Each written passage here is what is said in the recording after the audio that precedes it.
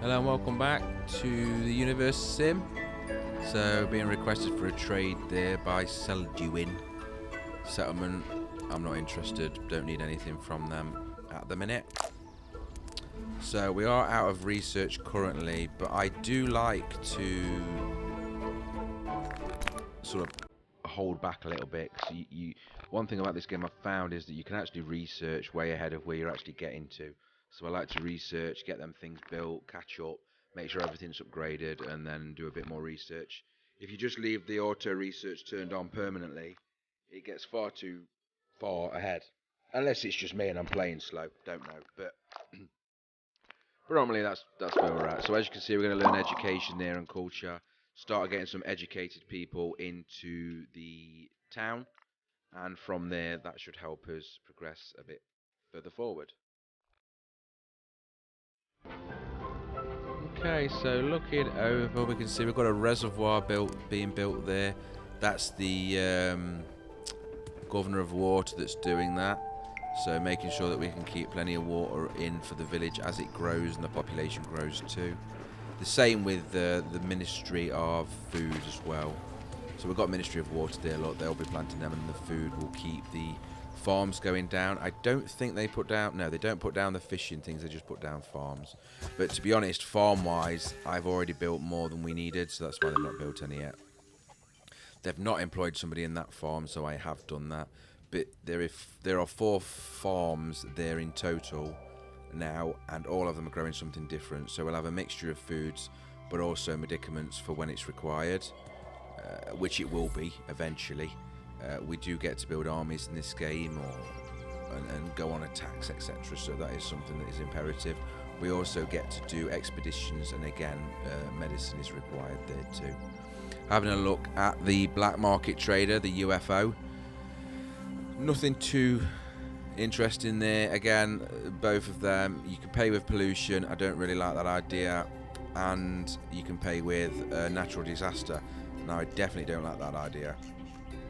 Pollution doesn't sound too bad, but I know previous ones I've played that I found that your water gets polluted and then you get acid rain and things go bad from there. So it's always best to just try and keep it as clean as possible. So I do know that the ministers aren't fault proof and water is a critical thing, so I've just chucked a little water pump in this extra lake that we've built over to, just to give him a hand. There is only 994, I'm going to say units, I'm not sure if that's supposed to be litres or what. It's definitely not litres, right? Yeah, it's units. So there's not that much water there. Obviously this lake that we've been using has got 2,325, but as long as when we notice they're dropping, we can make it rain and top them up anyway, so it's not the end of the world. But it is something to keep an eye on. You can run out of resources, and that includes the water as well as the oxygen, to be honest. So here we go again with some new buildings for the series, and that is the schools. I'm going to go with 2 likely, as always. Just spread them out a bit, because walking, they're not the fastest at walking, right, and it is starting to get quite large in terms of a town now. I might even start using the word city soon. But we'll get a school in there, and this will get them educated. Also, the educated nuggets, which are the people in this game, they produce additional research advancements points. So down where you can see the research, you can see next to that there is that yellow thing that you get from doing quests and various other activities. But having scholars, I think it calls them, which are educated nuggets, also increases that. There's a lot of nice actual things from that advancement that are warranted, and one of them, or a few of them actually, are around increasing the speed of the nuggets and also their might, which makes them live longer, they are tougher, etc. So just chucking down a holy ground there, that is a spell that makes the nuggets use that area to build residents. So you can't tell them where per se to build their house, or you can't build their house for them, but that tells them to build their houses in that area. So I've done that specifically over there because I want to expand out in that direction. So it'd be nice to have a few houses out there so that people are living close to where I want them to work. It just makes sense for logistics, both for the people and the resources. So we've learnt culture there, which gives us an upgrade on the hospital, I believe it was. I missed it. But I'm just checking now that everybody's happy. I'm not sure what that person said. They was doing nothing, but you can see we're upgrading, or fixing, there we go, fixing the stone refinery. Temple's going well. The bar is medium because I haven't been looking after my nuggets very well, but you can see I'm going to heal them now and boost that up. And that will boost that up so that it's a higher level. They'll be, as long as I keep healing them, they'll be my friends, right? So that makes perfect sense. But when I have to in an emergency, I will grind them up. As harsh as it sounds, emergencies are emergencies. So that got finished anyway, and that's a little bit of extra water, 30 to be precise. And then recreation has been researched. Now recreation research, if I'm not mistaken, is the shops. Which allows us to, yeah, there we go, the local businesses, and it just gives some shops. It doesn't really do too much, but what it does do is increase the happiness of the nuggets overall, which means less rioting. They're very small, so it's nice to get a load of them down. I like to put them next to each other as like a shopping area, but if I can't fit them in, I'll just chuck them anyway. But yeah, it's a nice little addition to keeping the happiness up. There is a spell for that too, but these are permanent, right? And you need to counteract the other things that you're putting down. So the mines, the woodworking, the guard towers, they all affect the town negatively, and these are the counteraction to that, as well as the parks. We're being invaded. I'm joking, obviously. You get these events every now and again. They come in through the atmosphere. You normally hear a large bang. You can shoot them down. They will destroy buildings if you leave them alone. I use the lightning. It's reasonably easy to hit them because it's kind of auto locks. So use the lightning, and you can get the cubes that you get where we research them from the meteors. You get one of them for destroying it. So it gives you well, it takes two, is it? So it takes two hits to bring them down, and then you just have to wait for a few seconds, 10-15 seconds or so, and it will turn into the cube, and then you can use your telekinesis spell to pick that up and take it to the center as normal.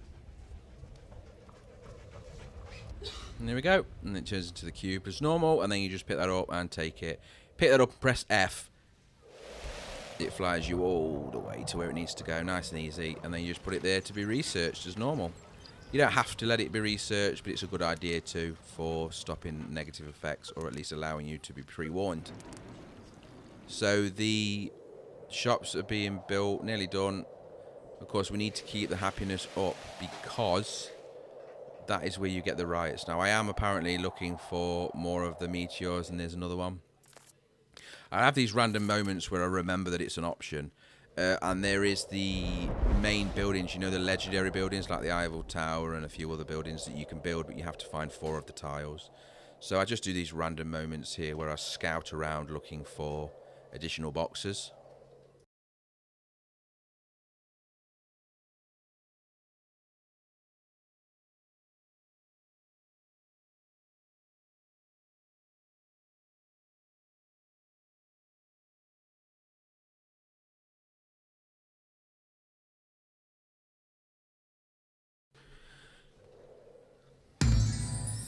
Okay, so there's the stockpiling research complete, and that means we can upgrade our warehouses. Now, not only does that increase, it's 2 things really. It increases the amount of storage they can hold, which obviously is very relevant and useful, but it also adds items that can be stored. So not only does it increase the size, it upgrades them into the items that you can have, like your glass, your oils, your gases, etc. So it does both. So it increases the size and the ability to store better, newer items. It does need the iron, though, I believe, to do the upgrade, which is quite difficult at the minute. We don't have an iron mine that I'm aware of. And here's one of the bunkers being built that are very useful and very good for natural disasters. They hold a good amount of people, or nuggets, but you need to spread them around because the nuggets obviously need to travel to them. So let's watch this one pop up and see what it looks like.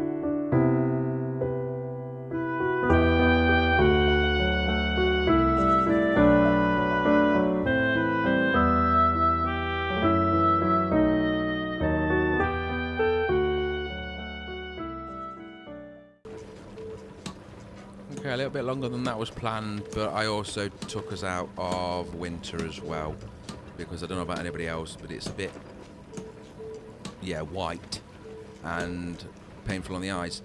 So we've moved over. You can see we're here. These boxes are not being researched quite yet, but they will be. We've got 3 there. You can put more than 3 in, I'm sure. It just seems to be that I always find 3. Maybe that's a thing, I'm not sure. So yeah, we're moving now into spring, which means things are opening up again. The water wheels are running, the fishermen are fishing, etc, etc. There's still a few of the higher areas, obviously snow-capped, but that will come. Now you can see we have got a natural disaster coming up, and that is the locust swarm. I'm not sure, other than the farms and the foods and things like that, I don't know if it does any damage to people. But it is warning that it's on the way, and that's coming from the radio tower. That is what's doing that. So we'll have to keep an eye on that, and when it gets nearer the time, prepare for it. Whether we hide people in the bunkers, get a spell ready, etc, etc.